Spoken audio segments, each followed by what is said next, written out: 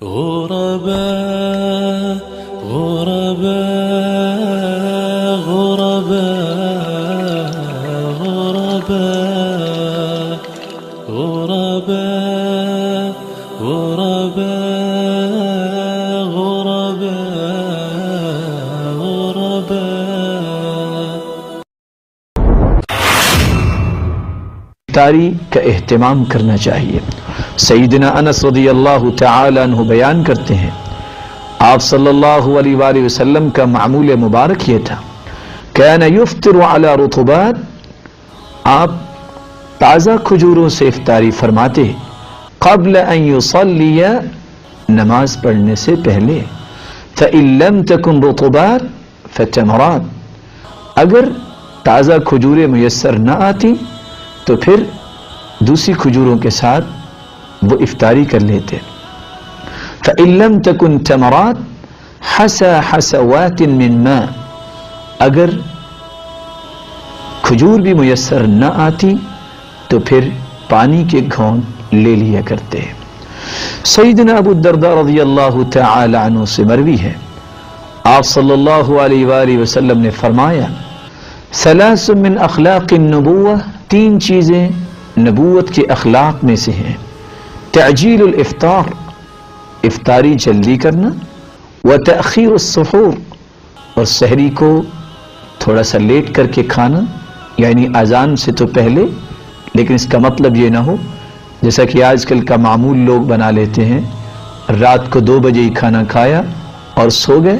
اور صبح نماز بھی نہیں پڑھ سکے۔ ایسے روزے کی اللہ مالک الملک کو شاید ضرورت نہیں ہے۔ آپ صلی اللہ علیہ وآلہ وسلم نے فرمایا یہ نبوت کے اخلاق میں سے ہے، افطاری جلدی کی جائے، سحری لیٹ کھائی جائے، ووضع الیمین علی الشمال فی الصلاۃ، اور نماز کے اندر اپنے دائیں ہاتھ کو بائیں ہاتھ کے اوپر رکھا جائے۔ سیدنا عبداللہ ابن عباس رضی اللہ تعالی عنہ روایت کرتے ہیں، آپ صلی اللہ علیہ وسلم نے فرمایا،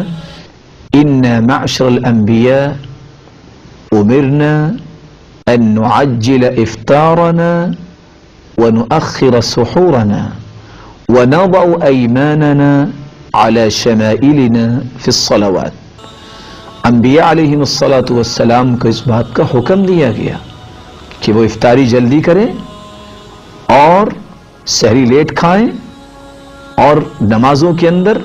اپنے دائیں ہاتھ کو بائیں ہاتھ پر رکھیں۔ بلکہ سیدنا انس رضی اللہ تعالی عنہ تو روایت کرتے ہیں، آپ صلی اللہ علیہ وآلہ وسلم نے یہ حکم فرمایا، بکروا بالافطار واخروا السحور، سحری کو لیٹ کر کے کھاؤ اور افطاری جلدی کر لیا کرو۔ بڑی ہی سعادت کی یہ گھڑیاں ہیں کہ انسان خود بھی روزہ رکھے اور لوگوں کو بھی تلقین کرے، خود بھی افطاری کرے اور روزے داروں کی افطاری کروائے۔ اللہ مالک الملک ہم سب کو اس بات کی توفیق عطا فرمائے، کیونکہ سیدنا زید بن خالد رضی اللہ تعالی عنہ سے مروی ہے، آپ صلی اللہ علیہ وسلم نے فرمایا، من فطر صائما كان له مثل اجره، من فطر صائما فله اجر الصائم، جو شخص کسی کو افطاری کرواتا ہے اور روزہ رکھنے والے کو جتنا اجر ملتا ہے اتنا افطار کروانے والے کو بھی اجر ملتا ہے، نہ اس کے اجر میں کمی ہوتی ہے نہ اس کے اجر میں کمی ہوتی ہے۔